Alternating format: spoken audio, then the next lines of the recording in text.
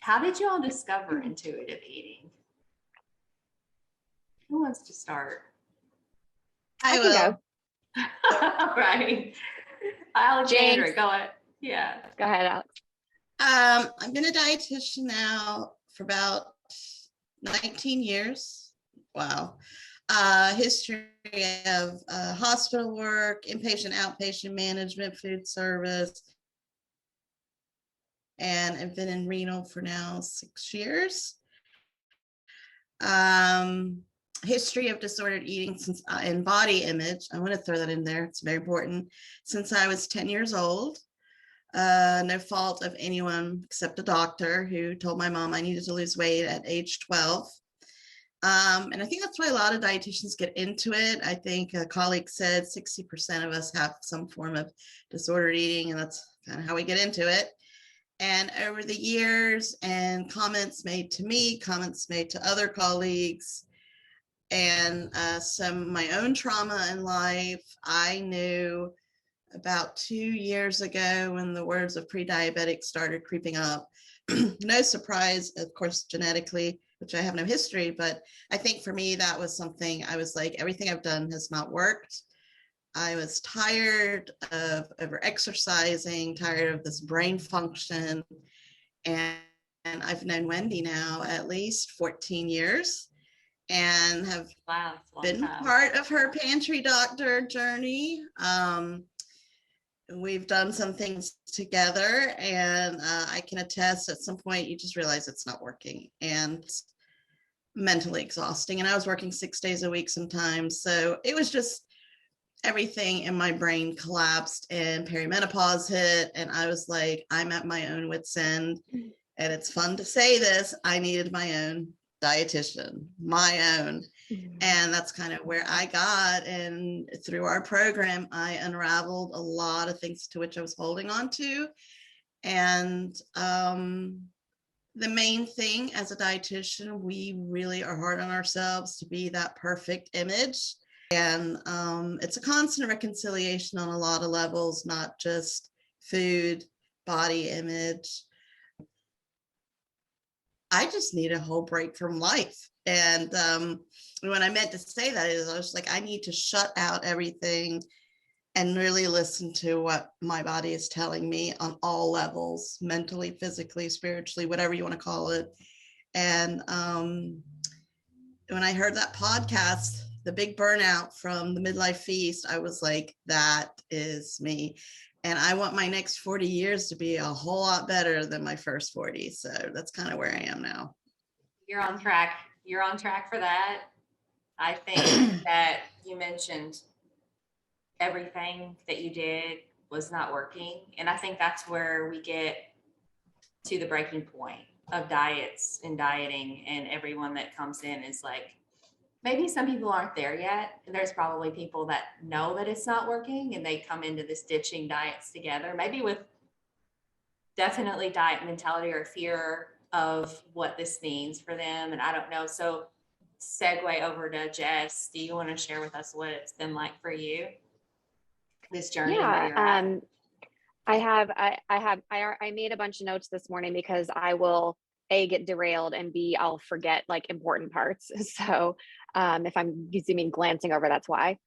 But and I had to really think about it actually, like what got me here and what were the steps that got me here to where I am now. And it's fairly recent for me. I didn't have like a history my whole life in childhood of where, weight was ever a thing for me. So this is a fairly newish development. So I would say around like 2018, I was like a little heavier for me, which in my mind was not okay. Like I still needed to be thin. I wanted to be the size I still was, in my 20s and all this, which is totally normal. And but I was turning 40 and I wasn't exercising and I didn't feel super healthy. So I was basically like, okay, if I don't do this now, if I don't get in shape, like I'm then, it's just going to get harder as I get older. So I really need to like buckle down and do this. Right. So I joined the boxing gym in the neighborhood. It's right walking distance from my house, which I actually very much love. I still really enjoy boxing. I did that for months and my weight wasn't changing. Um, so I was getting mad.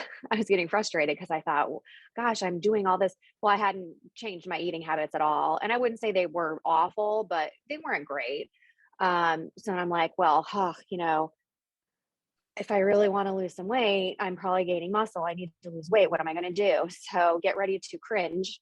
I joined Noom, and that is like a 4-letter word to me at this point. Basically, it just makes me want to throw things now.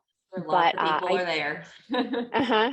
But I did. I joined Noom and it worked, right? Like I lost 30 pounds and I thought I was just, I thought I was superior, frankly. I thought I am so healthy. I am healthier than so many people around me. And, not necessarily consciously, but you do, I think, get that sort of like, oh, well, I have this kind of self-control and like I I can relate to follow a that. plan and, that type of thing. And like, it just, I don't know, I felt good about it. I felt like I was doing the right thing and this is how I needed to live my life. And this is, enter the disordered eating. So this is where I hit the disordered eating and I have basically self-diagnosed myself with orthorexia. I had Noom and MyFitnessPal. I was tracking things in both apps at the same time. I was completely obsessed. I was trading exercise for food. Um, I was going to restaurants. I would check ahead the menu and make sure there was something that was okay for me to eat. I would bring my own food to parties. I would pack my own food. I would bring the snacks to the movies instead of getting movie popcorn, which is one of my favorite foods in the world. All of those things. I would keep anything I thought was unhealthy out of the house, all this stuff. So There. this goes on for a few months. We're talking about a span of several months here, probably, right? And I am starting to realize that this sucks. Like, this is no way to live your daily life being obsessed with all this tracking. And by the way, like, we're talking 12 to 1500 calories a day, by the way, is what I was keeping myself at. Like, it was nuts. And then I would go up to 1800 maybe if I was exercising that day, because, you can trade. The more I exercise, the more I can eat. And I was like, this really sucks. Like, I don't want to track food for the rest of my life. What kind of life is this? This is crazy. I'm constantly weighing myself. What is this? I'm not going to do this when I'm 90. This is nuts. So I met this trainer at the boxing gym who is a nutritionist, which I say in quotes because I now know that does not mean Lots anything. of those out there. Yeah. And she's still out there. She has this program where she is like, this is not a diet. Come, do my, my wellness program. It's wellness, wellness, do my wellness program. And I did that. This was like, it was like not last year, but I started it like near the end of last year. It went into like January, February of last year. And it was basically what it turned out to be was she was all about controlling your blood sugar. So there was no calorie counting or anything like that. And she did encourage fats and proteins and, good things in it, but also her meal plans and her stuff, it basically excluded almost all fruit, like no whole grains, no carbs, almost no carbs. I mean, it was basically a low sugar, low carb diet. And after doing this program, I was like, I got to the end of it and I started kind of being like, okay, I haven't eaten bread in like a month. Like, what is happening here? I was making breakfast sandwiches on those egg, you know what I'm talking about? Those like egg sheets Yeah. or whatever you can get at Trader Joe's Like or something. fake bread. Like, yeah. Like cauliflower rice and everything. I mean, How it was satisfying was that? exactly not. I Yeah. mean, and I do, and I like to put it in a smoothie. It bulks up a smoothie for me, and it's veggies, and I like that. But all the time. So I asked her, I noticed you don't have any whole grains and like you don't have fruit and like I'm very confused. And well, fruit, if you have too much fruit, it'll spike your blood sugar and then you'll have all these cravings and blah, blah, blah, blah, blah, and it'll mess you up for the day. And oh, your body doesn't really need whole grains to function. And that's where I was like, all right, you know what? I think we're done here. And this is when I messaged my dear friend Alexandra, because she is a registered dietitian who I know and trust and have known for, gosh, 20 years. And I messaged her and told her what I just said about this program. And she was like, yeah, you know what? No, that doesn't sound great. So, Check in the dots. yep, that doesn't sound great. And then she, of course, had been on this journey and told me about intuitive eating. I got the intuitive eating book and read that. And then she recommended Wendy, you and your program. And that's how I got here. I'm so glad too. Yes, for whole grains. Yes, I'm glad you're here for getting all foods back to the table. I have to say, there is a little piece of me. I remember when Jess went on Noom, and I heard a little bit about it, but I kept asking her, I said, is there a registered dietitian involved? And Wendy, this is something we have learned, that misconception when we say, is there a registered dietitian involved? And they say yes, then it gives us a peace of mind.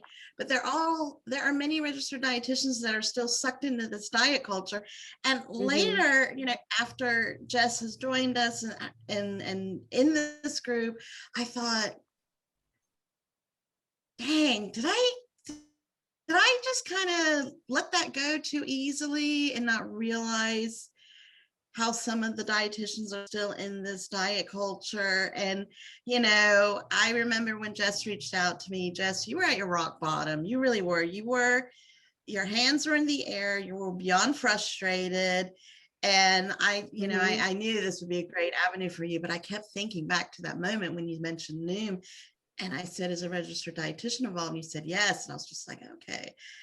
I just now feel, I'm not going to say guilty or bad, but I am now more conscious about when I ask a question like that, because the intuitive eating Haas movement, even under dietitians, has been slow to pick up. So in my way, I felt a little, and I appreciate that. I definitely don't want you to feel like that, because honestly, at the time when I was so stuck in diet brain, and I had already been using MyFitnessPal for a few years, like for basic tracking, you could have asked me, do you diet? And I basically would have said, no, but I watch what I eat, and I would use MyFitnessPal and pretend like I wasn't dieting. Right. But I was so deep in the diet brain at that time. I honestly, I don't even know if I would have listened. I think sometimes like you have to hit that rock bottom to really realize, because if someone had just maybe tried to talk me out of it, I don't know if I would have even listened. Does that make sense? Yeah. When they talk about it in the book, hitting the diet rock bottom is where you have to be to exactly fully I wasn't there.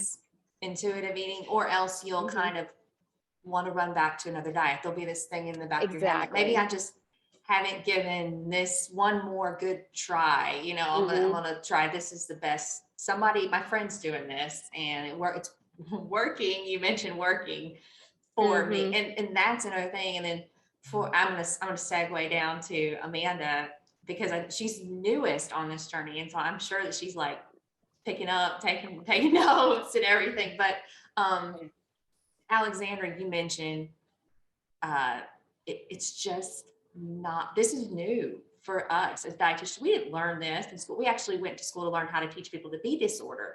I spent years doing that. And I'm speaking at the Pennsylvania Dietetic Association here in a couple months, and I was thinking about putting my slides together, and there's this little bit of me that's like, I don't know how to say it. Like, maybe I'm like, you just have to be brave, because there are dietitians there that believe in weight management, and like that's called normative, and there's two sides. And so I'm certified in that. and here's the thing, like, there is gentle nutrition in approaching this with a disease and using gentle nutrition with flexibility. And then there's like Jess experienced, and that person wasn't even a dietitian. So, but I do want to say there's dietitians out there, and intuitive eating has gained such popularity and such traction that I'm seeing dietitians that are using that word intuitive eating in a way that, oh, there's one that I'm thinking of in particular, I won't mention, but she's, you know, in a big account on Instagram, and she has a program where she teaches other dietitians her way, and she'll call it informative eating. She'll say it's intuitive. And That's she'll what my use wellness these, coach did.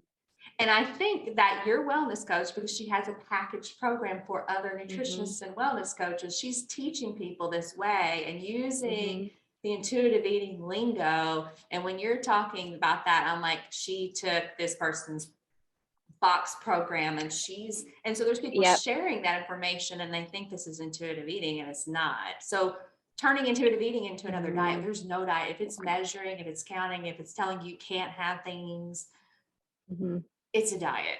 And so anyway, I told you I'd go down a rabbit hole. But Amanda, tell us how you heard about intuitive eating, or where you're at in all of this. Yeah, so as you mentioned, I am very new. Alexandra is kind of the thread that pulled us all together, everyone that's on this call. Alexandra and I went to college together. We've known each other for 20 plus years, okay, 25 plus years. And I have always been very active. In my mid-20s, I found running and I loved it.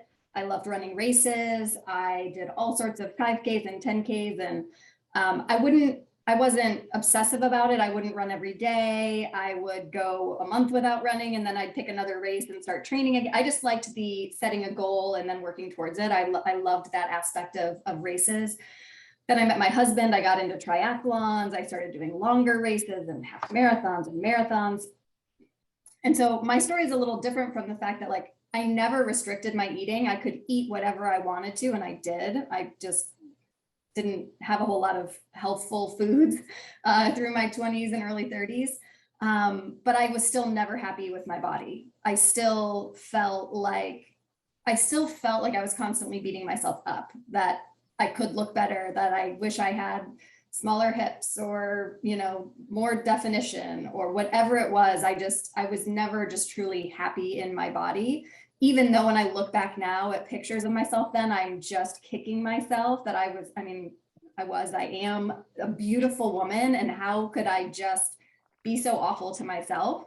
But so probably about a year ago, a little less than a year ago, Alexandra posted, tagged Wendy in a Instagram post.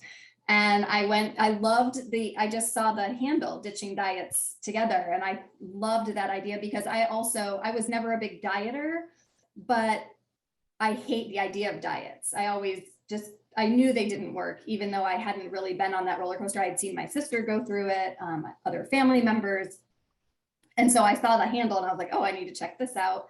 And then noticed that Wendy was living in the city that I was going to be moving to. So that's how I was introduced to Wendy. Awesome. So we've become friends over the past several months and talked lots about, you know, the diet culture and food and body, you know, how we treat ourselves and what we think of, you know, bodies in general.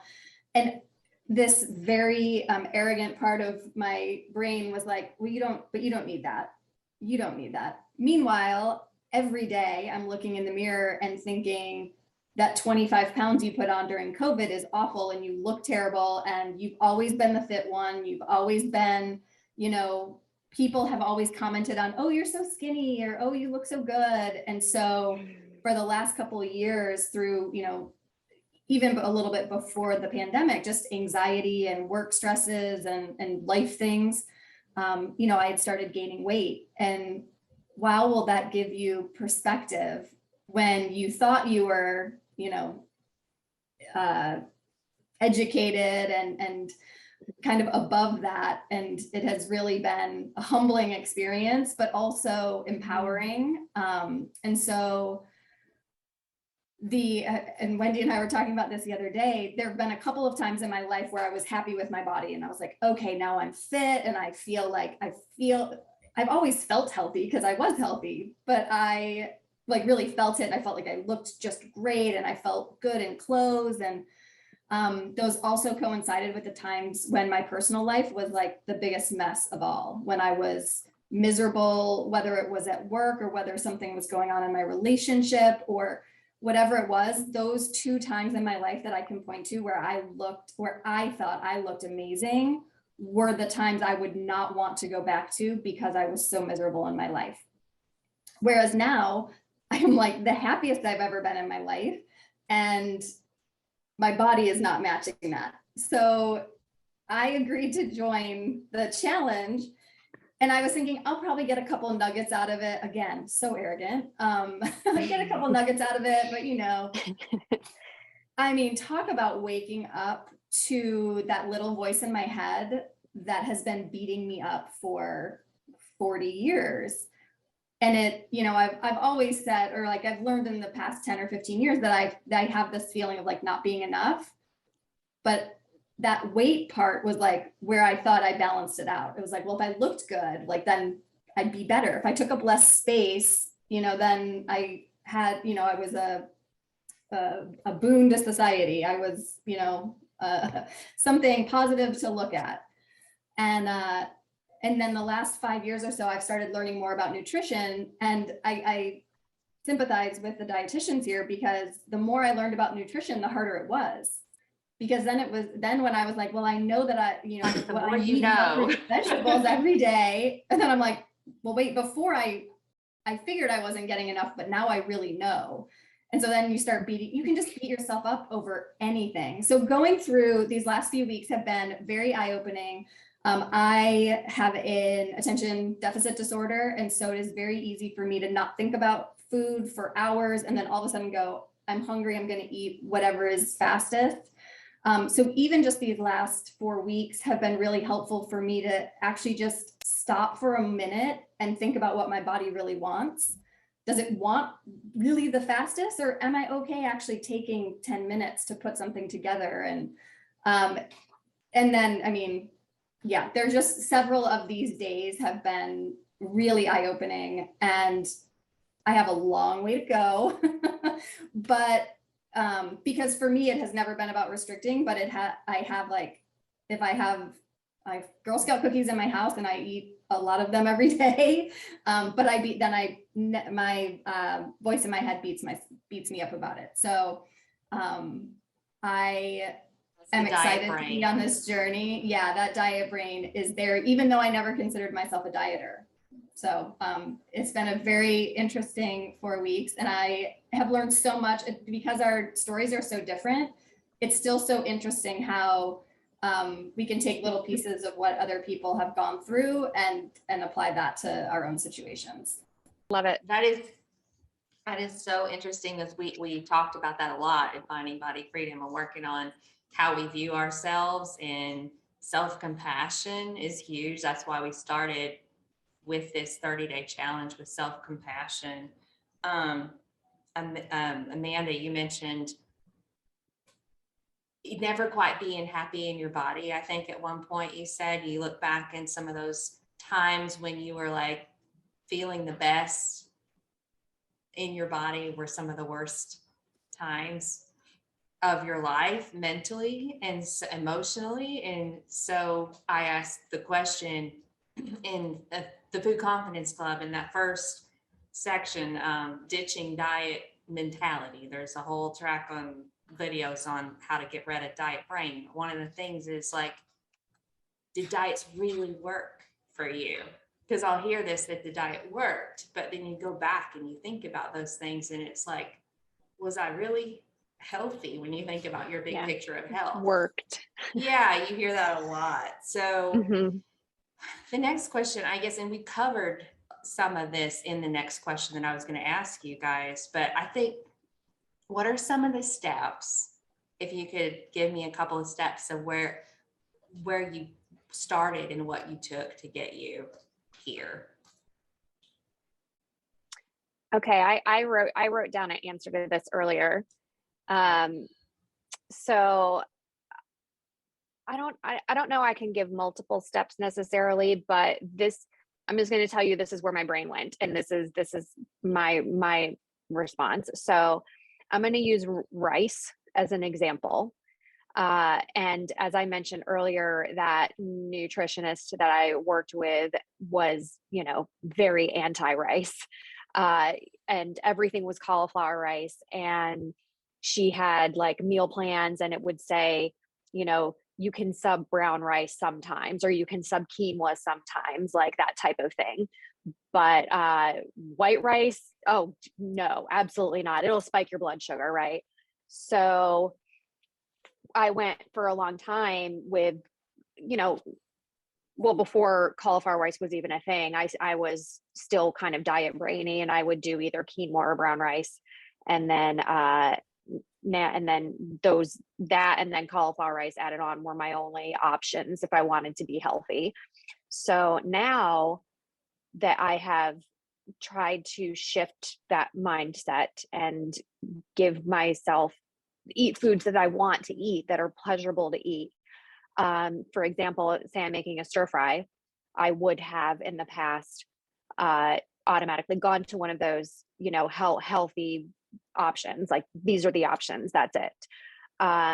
So now I stop and I think, while, you know, right before I'm about to make dinner, okay, you're having stir fry. What do you want? Which kind of rice would be good? I like cauliflower rice. I like brown rice. I like quinoa.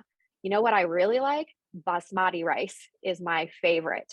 So what I do is and this I would say is one of my steps. One of the things I do now is I sit and think about it. Which one of those do I want? Which one will satisfy me?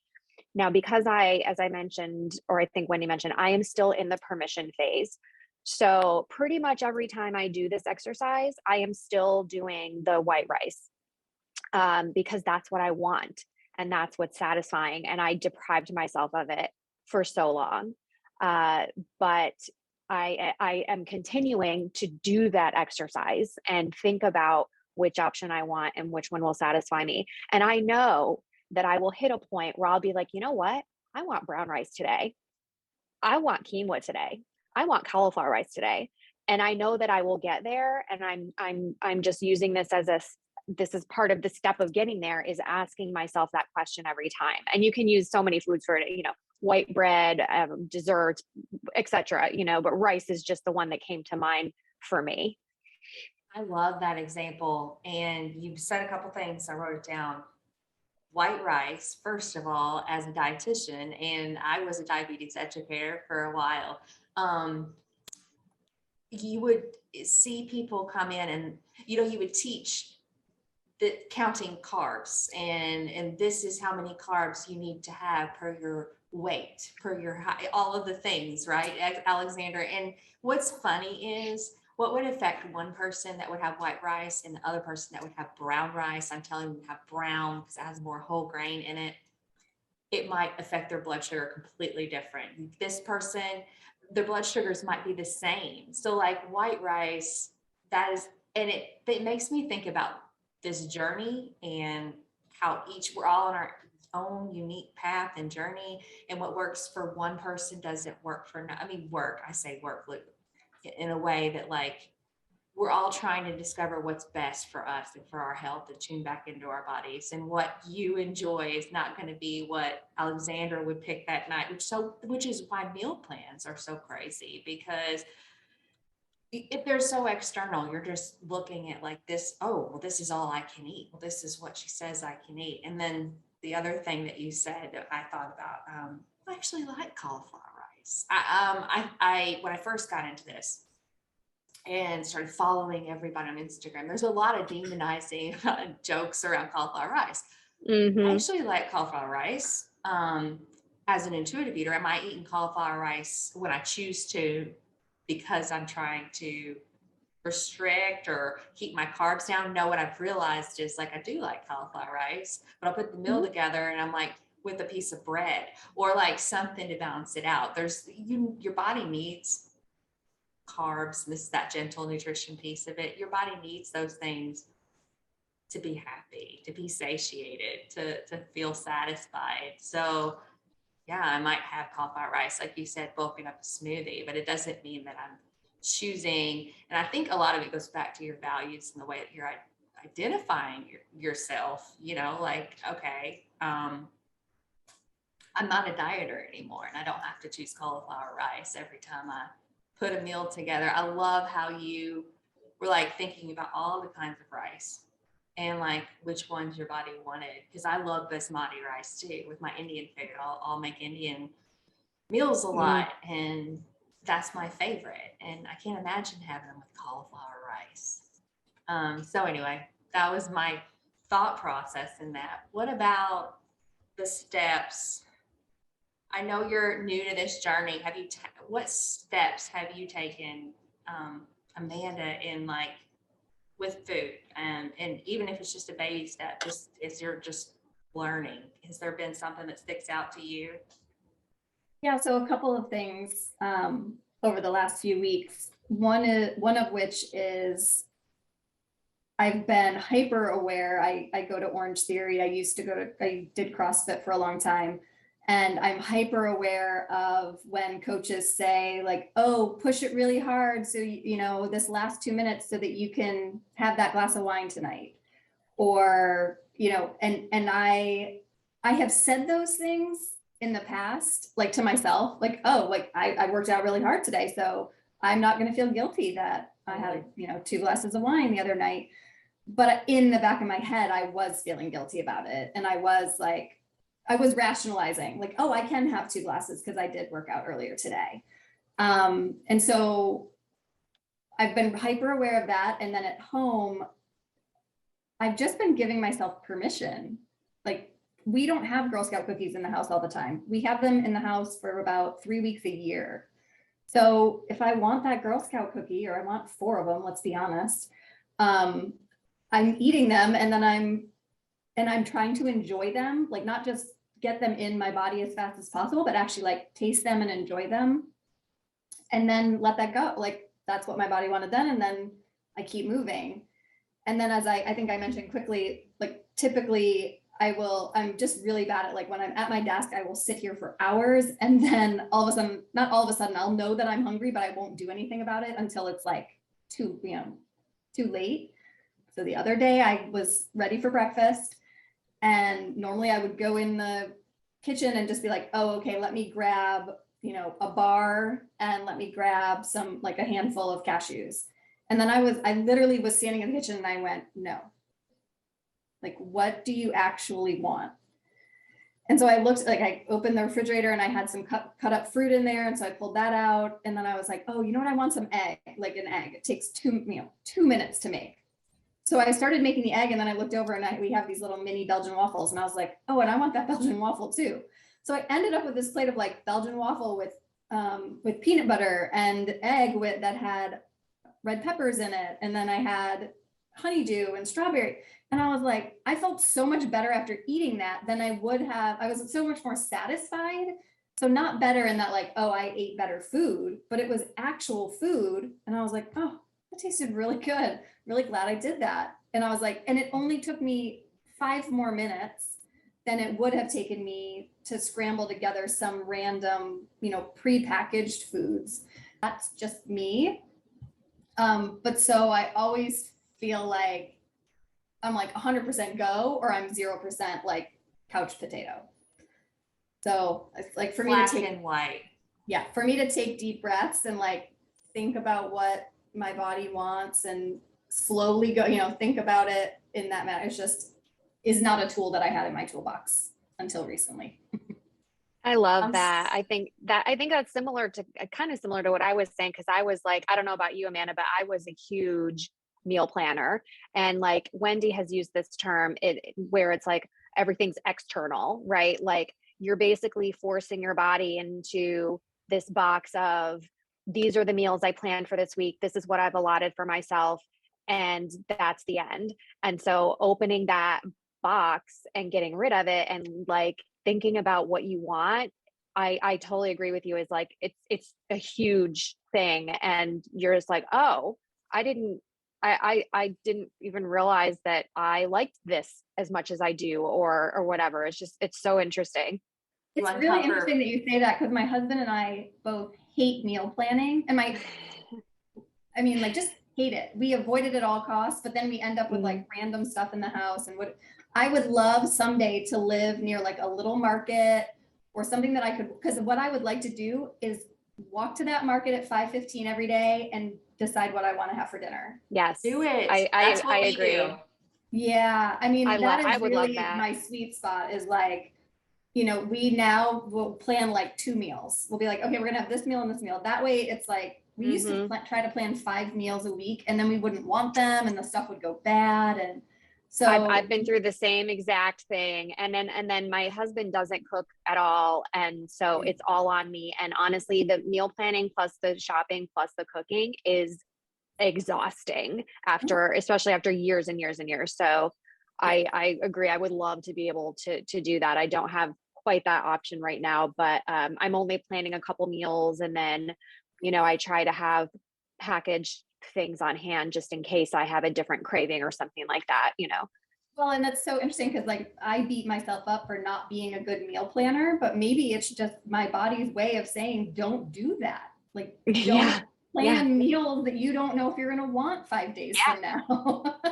So And I'm another pat thing, on the back for another I could thing go that on we do- could do a whole talk about meal planning. Oh yeah, meal planning is a tool in itself for you. But I think if you have diet brain or you've been a dieter, meal planning can be almost like when you can rebel against it, is what I'm trying to say. Because like, I know Alexandra knew me from my pantry doctor days. She even bought some of my 10-day reset program.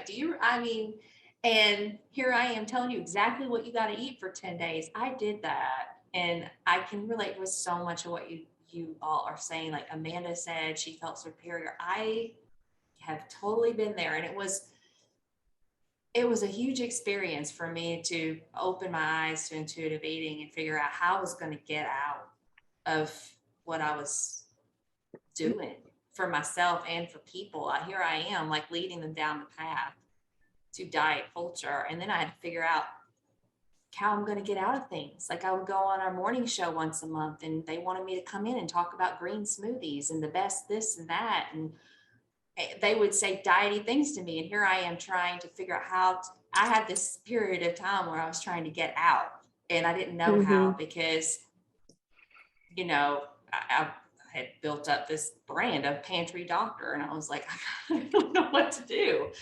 I feel that feeling of superior. Like, I felt that. And then it was super humbling to come back around to this and figure out. And I guess the easiest and the best way that we can do that as dietitians is to share our story, because I've been there. So I've been there with your feelings, and I've been there with the meal preps. And so circle back around, I go down a bunny trail, but with meal prepping and doing that for so many years, I was like, peace out. I don't want to meal prep. But now it's like with intuitive eating, sometimes you go through a rebellious phase, and sometimes you do eat all the white rice, or you just stop meal planning altogether, because those are the things that it's trauma. It's really, that's what it is. You've been beating yourself up for years and years and years, telling yourself. So there might be a phase of time where you have to like let it go and let it back in. But then, like Jess said, one day you're going to be like, oh, I want that whole grain rice. Maybe you don't. Alexandra, we've had a conversation about salads. If you had a dry salad without all the good stuff in it and no dressing on the side and no croutons and no cheese or whatever it is for years, because diet said you couldn't have it, maybe you don't want a salad at all. Maybe you just want pizza and carbs, and that's okay. So that's part of that permission phase. And that can be scary.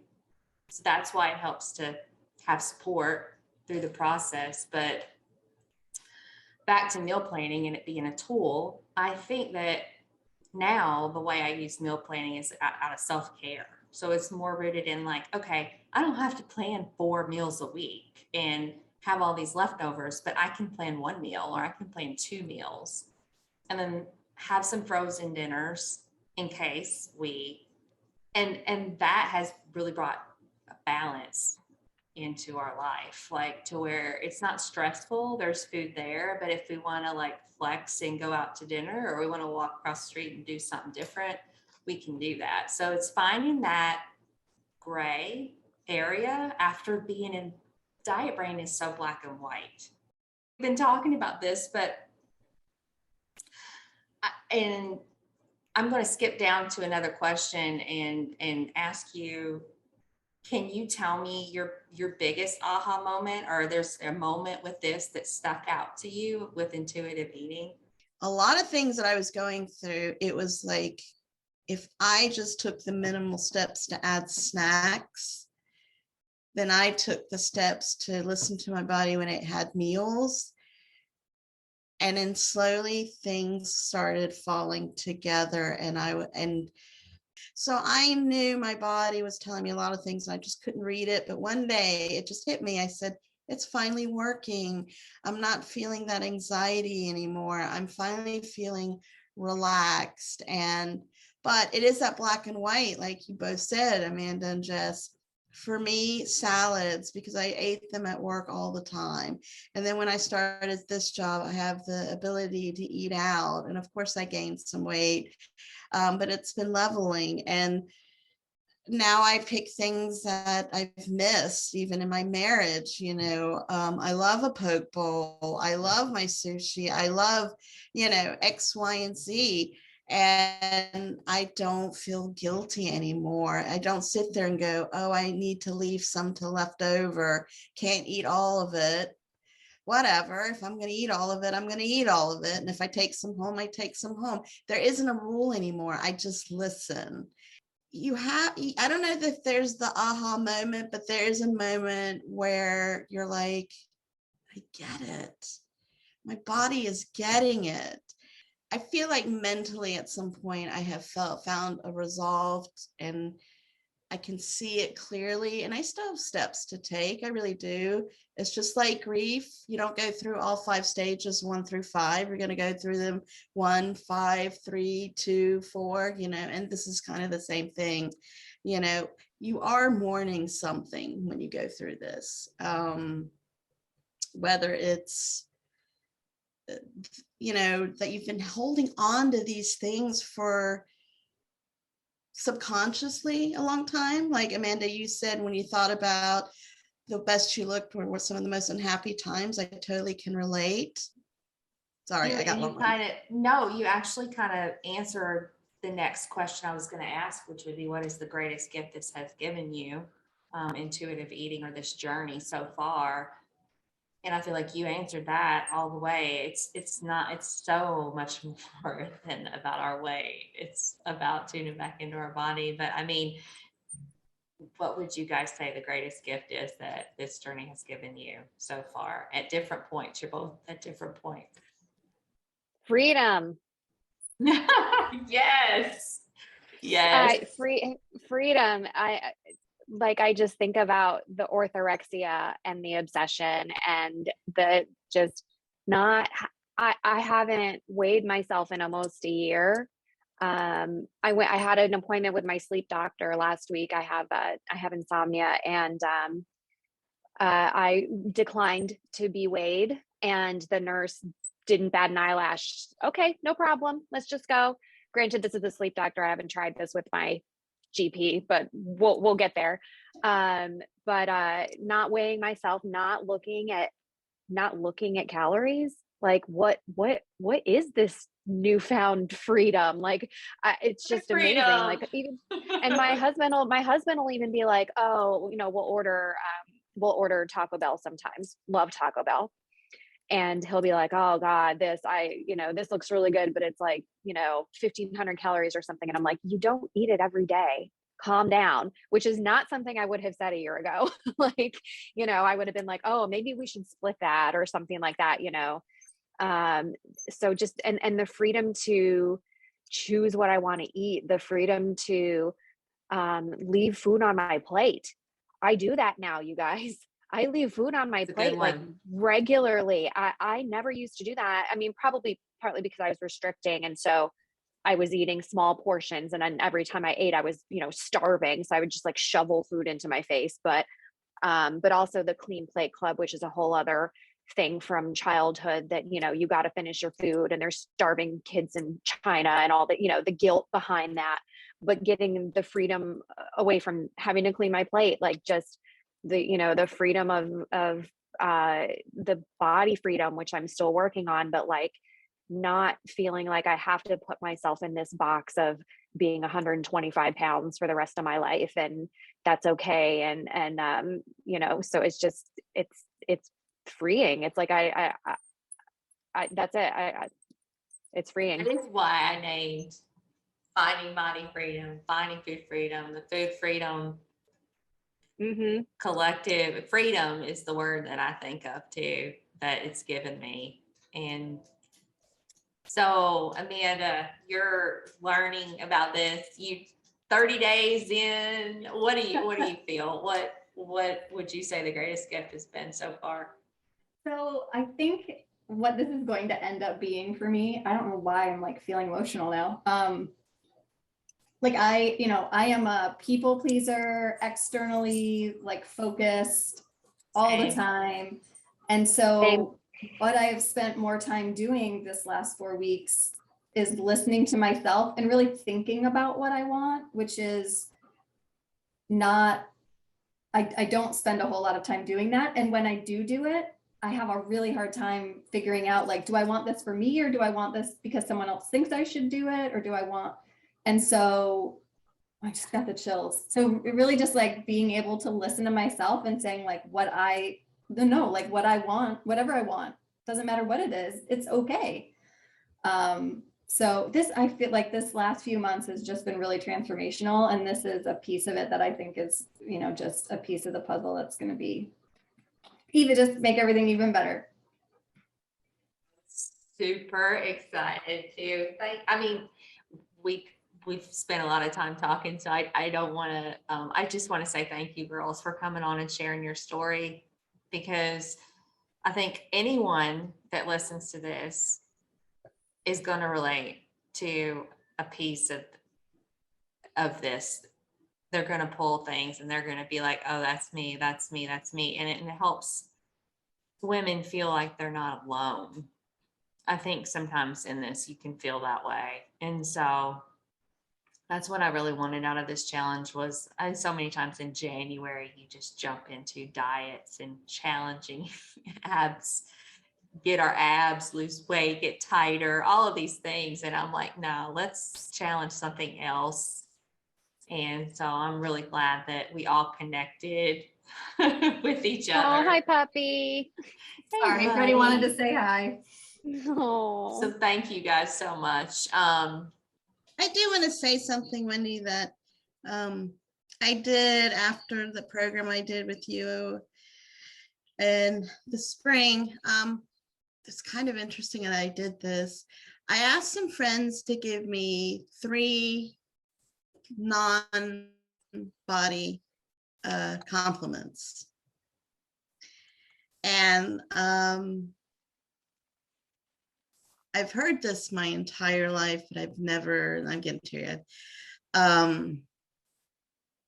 thought about it. But they said, one, you walk in a room and it just kind of lights up. When I'm around people I don't know, I'm kind of an introvert until I get to know you, and then I don't shut up. B, I can be myself around you. You don't judge. And that to me has been probably the best thing ever. And I'm proud of that. I really am. And my patients love it too. So anyways, I encourage you all to do something like that, because that's when you get to know yourself. And it's been a long time, and I'm so proud of where I am today. We're all getting Sorry. emotional. I know this is a special journey. It's not about the food at all. And I think a lot of women our age need it. So Thank you so much, Wendy. Thank you. Thank you, guys. Have a good weekend. You too. See you soon. Love you guys.